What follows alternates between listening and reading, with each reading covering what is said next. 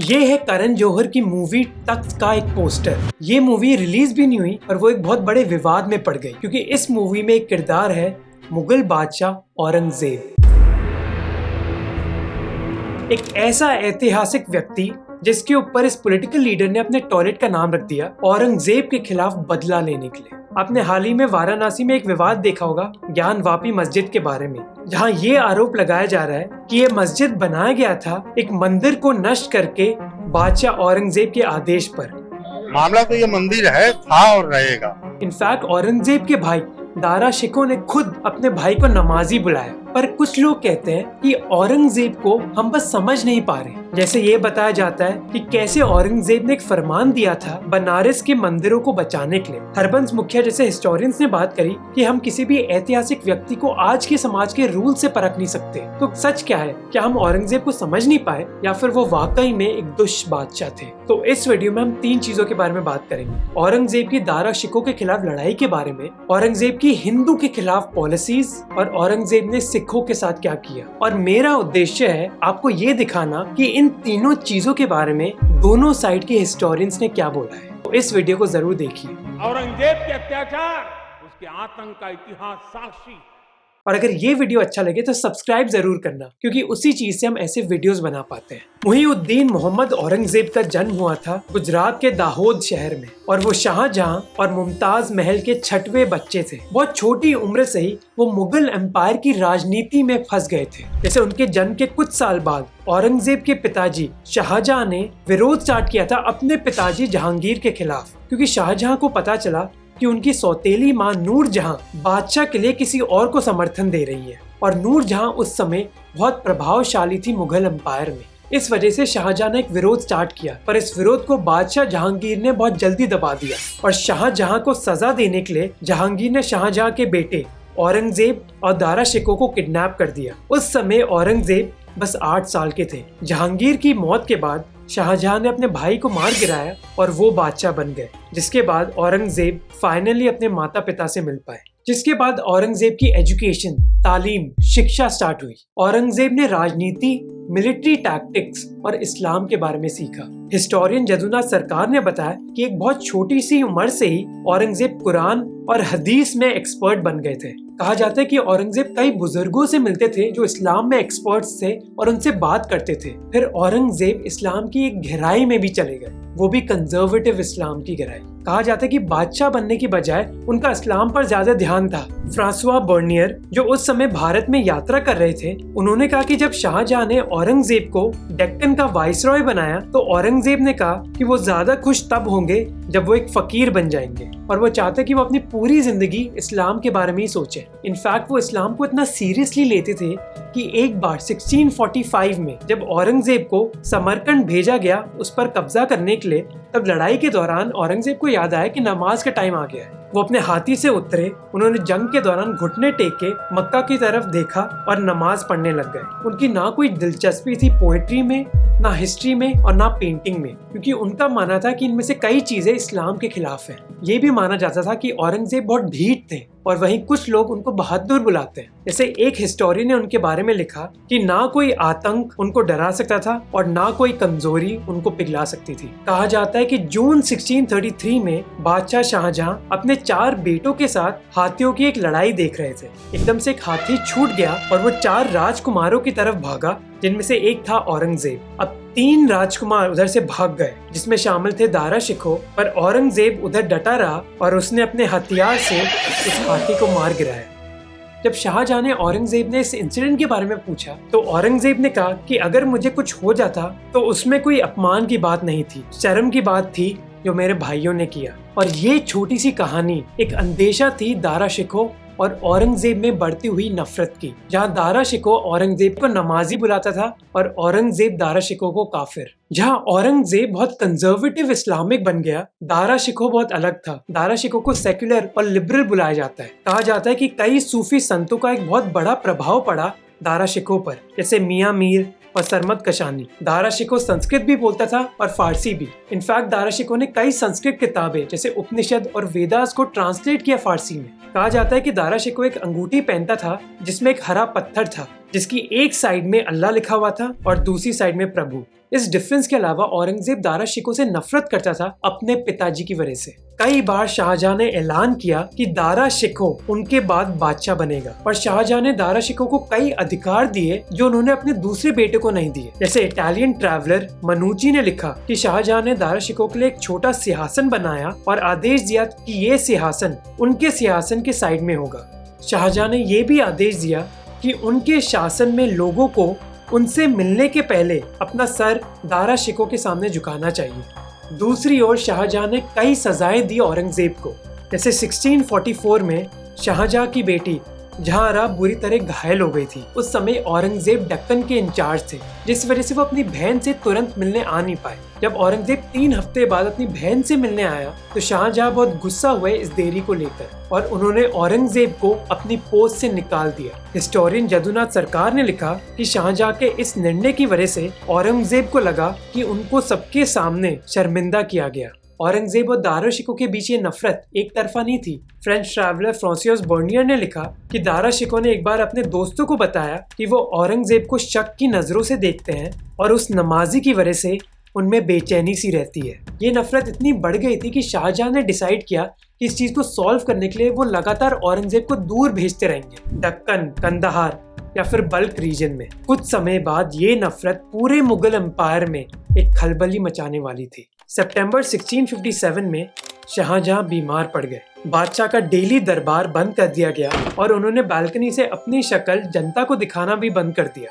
जदुनाथ सरकार लिखते हैं कि शाहजहां ने दारा शिकोह को अगला बादशाह बनाने का ऐलान किया और वो आगरा के लिए निकल गए क्योंकि वो अपनी बीवी के मकबरे के सामने बनना चाहते थे। पर औरंगजेब इस निर्णय से सहमत नहीं थे, जिस वजह से 1658 में औरंगजेब और दारा शिकोह के बीच समूहगढ़ में एक लड़ाई लड़ी गई। अब चाहे शाहजहां दारा शिकोह को बादशाह बनाना चाहते थे, पर दारा शिकोह के पास लड़ाई का इतना एक्सपीरियंस था नहीं। क्योंकि शाहजहां इतना पसंद करते थे दारा शिकोह को, इसलिए वो हर बार उनको अपने साथ ही रखते थे और उनको कोई प्रैक्टिकल मिलिट्री ट्रेनिंग नहीं मिली। जबकि औरंगजेब को वो क्योंकि कई बार दूर भेजते थे मिलिट्री कैंपेन्स में, औरंगजेब को स्किल्स भी सीखने को मिले और तजुर्बा भी मिला।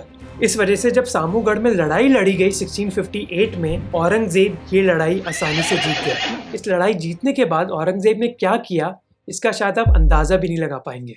सबसे पहले औरंगजेब ने शाहजहां के किले का पानी का सप्लाई बंद कर दिया। शाहजहां ने भीख मांगी औरंगजेब के सामने कि उनको प्यास से मारा ना जाए, पर औरंगजेब ने कहा कि ये तुम्हारे कर्म की वजह से है। औरंगजेब ने अपने पिता को आगरा के किले में कैद कर दिया जहां शाहजहां की मौत हुई। और जो औरंगजेब ने दारा शिकोह के साथ किया वो आप किसी अमेरिकन टीवी सीरीज और बॉलीवुड मूवी में भी ना देख पाए।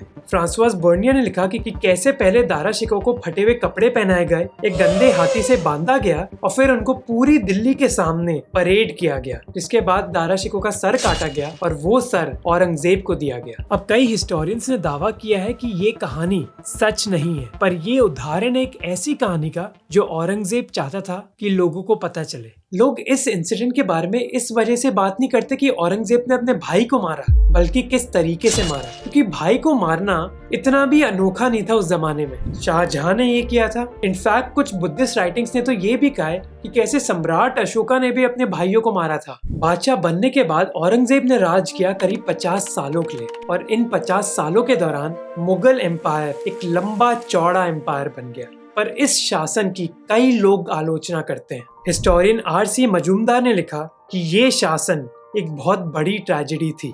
जदुनाथ सरकार ने बताया कि कैसे बादशाह औरंगजेब हिंदूज को कन्वर्ट करना चाहते थे और इंडिया में एक पूरी तरह इस्लामिक स्टेट लाना चाहते थे, जिसकी वजह से उन्होंने कई इस्लामिक रूल्स क्रिएट करे।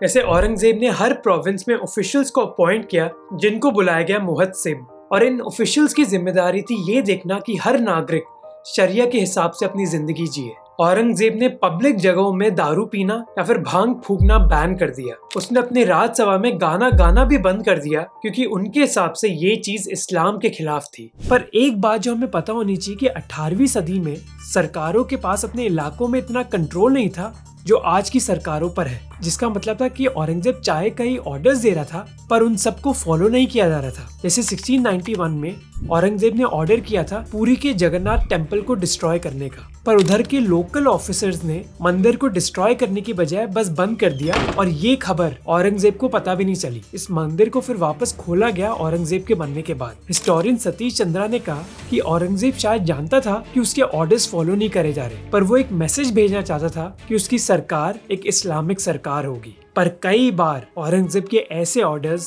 फॉलो किए गए और मंदिरों को तोड़ा गया। याद है बनारस के ज्ञानवापी मस्जिद के बारे में न्यूज फैल रही थी। उधर एक काशी विश्वनाथ का मंदिर होता था और हाँ, औरंगजेब ने आदेश दिया था उस मंदिर को तोड़ने के लिए। यह आदेश दिया गया था 1669 में। पर एक दशक पहले औरंगजेब ने यह भी फरमान जारी किया था कि बनारस के हिंदू मंदिरों की रक्षा करी जाए। तो फिर हो क्या रहा है? औरंगजेब ने फरमान भी दिया कि हिंदू मंदिरों की रक्षा करी जाए और फिर कुछ साल बाद बनारस के मंदिर को तोड़ने का भी आदेश दिया। क्या है इसके पीछे? राजनीति। 1659 में औरंगजेब को बताया गया था कि कई लोग बनारस के हिंदू और कुछ ब्राह्मण को तंग कर रहे हैं जो बनारस के मंदिरों की देखभाल करते हैं। इसी वजह से 28 फरवरी 1659 को उन्होंने एक फरमान जारी किया जहां उन्होंने कहा कि नए मंदिर नहीं बनने चाहिए पर पुराने मंदिरों को कोई कुछ नहीं करेगा और उन जगहों के हिंदुओं को कोई परेशान नहीं करना चाहिए। पर 10 साल बाद सिचुएशन बदल गई।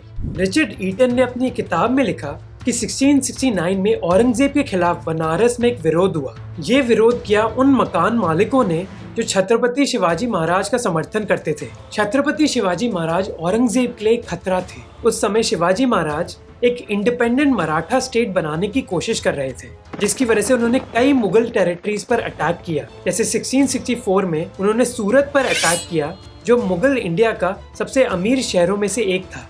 इस चीज की वजह से औरंगजेब ने अगले साल शिवाजी महाराज के खिलाफ एक आर्मी भेजी। लड़ाई जीतने के बाद औरंगजेब ने छत्रपति शिवाजी महाराज को आगरा में कैद कर लिया, पर लोकल्स की वजह से शिवाजी महाराज एक टोकरी में बैठकर बच निकल पाए थे। जब शिवाजी महाराज के समर्थकों ने एक विरोध स्टार्ट किया औरंगजेब के खिलाफ, औरंगजेब ने आदेश दिया बनारस के मंदिर को तोड़ने का।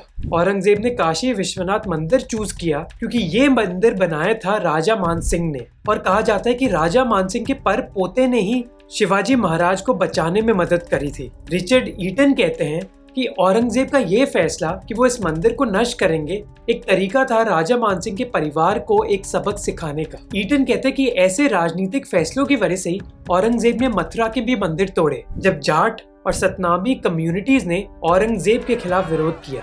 सतीश चंद्रा कहते हैं कि जब भी औरंगजेब के खिलाफ विरोध हुआ किसी भी एरिया में, उसको लगा कि वो उधर के मंदिरों को तोड़ सकता है। कुछ लोग ये भी कहते हैं कि औरंगजेब पहले राजा नहीं थे जिन्होंने ऐसी चीजें करी थी। 1635 में शाहजहां ने मध्य प्रदेश के ओरछा मंदिर को भी डिस्ट्रॉय किया था, जिसकी देखभाल राजा झाझर सिंह के पिताजी करते थे। शाहजहां ने ये निर्णय लिया क्योंकि उस समय राजा झज्जर बादशाह शाहजहां के खिलाफ प्रदर्शन कर रहे थे। इसी तरह हिंदू राजा हर्ष जो 11वीं सदी में कश्मीर पर राज कर रहे थे, उन्होंने अपने साम्राज्य के कई मंदिरों को लूटा और पैसा हड़पने के लिए। ये भी दावा किया जाता है कि औरंगजेब ने कई हिंदू मंदिरों और मठ को पैसे भी दिए। हिस्टोरियन इरफान हबीब ने बताया कि कई मुगल बादशाह जैसे औरंगजेब मंदिरों को पैसे देते थे और औरंगजेब ने ऐसा वृंदावन मंदिर के साथ भी किया।